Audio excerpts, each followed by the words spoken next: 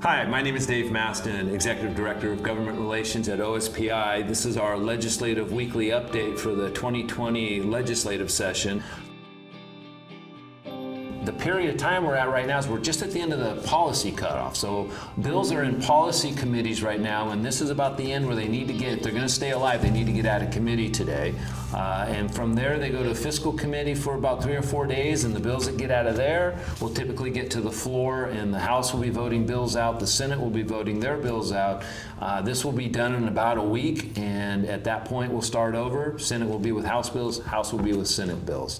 One bill I do want to talk about right now is the staff enrichment proposal. It was an agency request, so Superintendent Reykdal asked the legislature to hear this bill and to move it forward.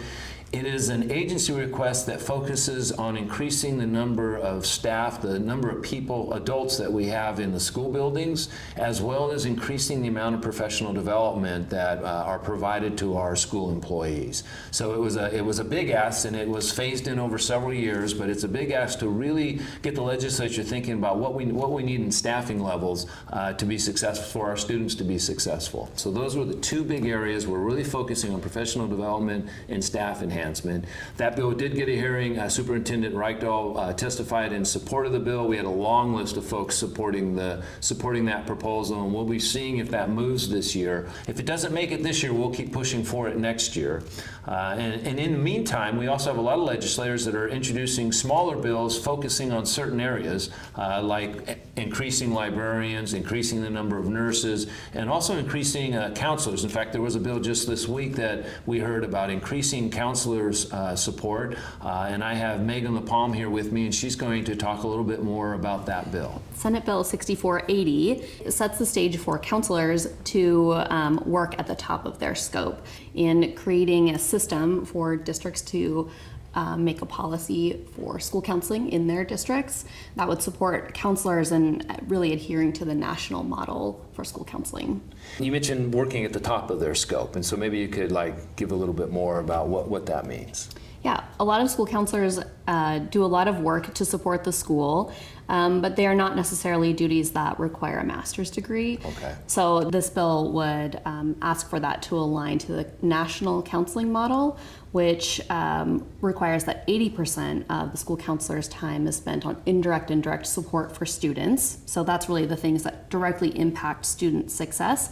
But school counselors are really trained to provide guidance for students, counseling for students in career domains, so kind of that career planning, also in the academic domain, figuring out what supports they might need in the academic realm, okay, and that social, emotional, and personal realm. So there's a lot that they can do to support students. And then 20% of their time on program support, which may include some administrative duties, but are really focusing on creating a good program for students in general. Okay, and I understand that in our high schools, in our state, we fund at about the national model, or actually a little bit better than the national model. We're a little behind in elementary schools, a little behind in middle schools. Can you give us a rundown of what those numbers look like? So for elementary schools specifically, it's one counselor for 811 students. Okay. And for middle school, it's about one counselor for 350 students. So we know that that's how much money is allocated to schools for these programs, but a lot of districts are spending other more flexible funds to increase those numbers, so they have more counselors than is currently allocated.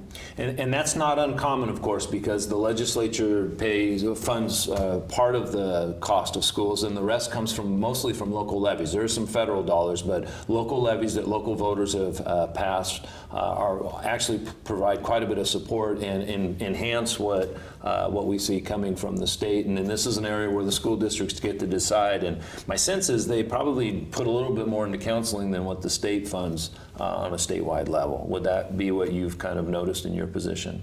I get the sense from a lot of people that counseling is really important in their districts, and district administrators, school building administrators really value that. So they do put extra money there. Okay, well, and we'd like to thank you for tuning in to this week's legislative update. We're doing this throughout the 2020 legislative session, just trying to get a little bit behind the scenes, kind of see some, talk about a few bills each week and give you the opportunity to see what's going on in the legislature when it comes to education policy.